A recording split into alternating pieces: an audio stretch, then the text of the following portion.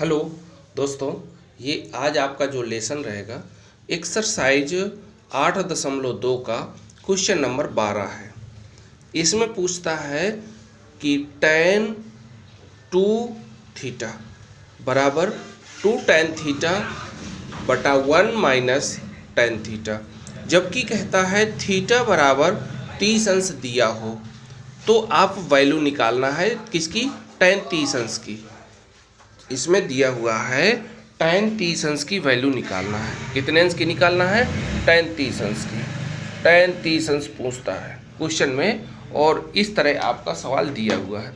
आप तुरंत क्या करेंगे इस पर कि थीटा की जगह 30 अंश लिख दिया, तो यही मान उठा के जैसे ही रखा तो 2 गुणे 30 और बराबर 2 tan 30 अंश बटा 1 माइनस tan 30 अंश का स्क्वायर।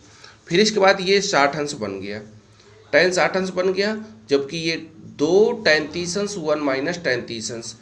tan 30 अंश का मान √3 होता है। ठीक, इसके बाद इसकी वैल्यू रखी, कैंची गुणा करवा दिया और जैसे कैंची गुणा करवाया तो 1 माइनस tan 30 अंश का मान स्क्वायर में tan स्क्वायर 30 अंश का मान और 1 ये दोनों जाके इसमें गुणा हो गया, 1 का गुणा इससे हो गया। ये अब आपका एक तरफ पक्षांतर कर देते हैं। ठीक, इन दोनों संख्याओं को जैसे ये दोनों संख्याओं को पक्षांतर किया तो ये संख्या माइनस में थी तो प्लस में बन गया और ये प्लस में थी तो माइनस में बन के और ये धनात्मक और ये बराबर 0 हो गया। इसके बाद जैसे ही इसको देखेंगे तो ये √3 से √3 को गुणा करवाएंगे। ये भिन्न ये क्या बोलते हैं, गुणा तो हुआ तो ये टकरा के अंडर से अंडर रूट हट जाता है तो 3 प्राप्त हो जाता है। और इसके बाद ये गुणनखंड के रूप में प्राप्त हुआ। किस प्रकार? गुणनखंड के रूप में। तो जैसे ही गुणनखंड तोड़ते हैं तो देखिए यहाँ पर हमने बताया भी है कि 3 का 3 से गुणा करोगे तो 3 ही आएगा, लेकिन 3 में 1 घटा दोगे तो 2 प्राप्त हो जाएगा।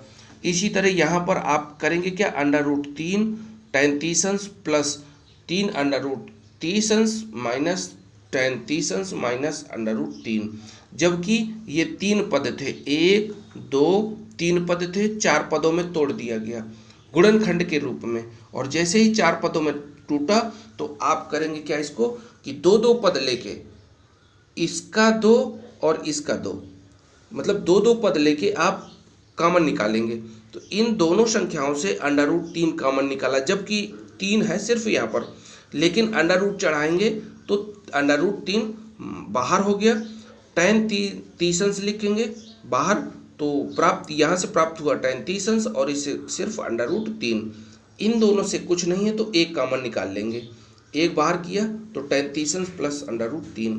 फिर इसके बाद इन दोनों को एक कोष्टक में लिख देंगे, ये कोष्टक लिख दिया। फिर इसके बाद जो शेष बची संख्या दूसरे कोष्टक में, फिर आप लिखेंगे यदि tan 30 अंश प्लस √3 बराबर 0, तो ये प्लस में है तो दूसरी ओर माइनस में चला गया, tan 30 अंश बराबर √3।